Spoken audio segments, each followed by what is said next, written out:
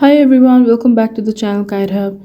In this video, I'll show you how to delete Bigo Live account permanently. At first, open the app on your phone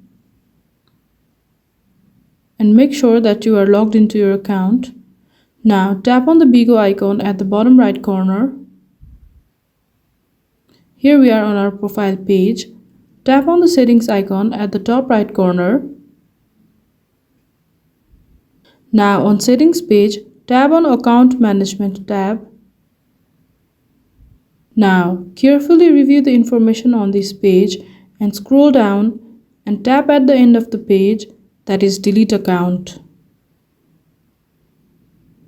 Here, tap on next for your account's safety verification. Then on this page, confirm your decision to delete the account by following the on-screen instructions and tap on confirm and continue at the bottom of the page. Now tap on the bottom statement to agree with terms of account deletion and tap on delete account. Lastly, tap on delete account to finalize the process.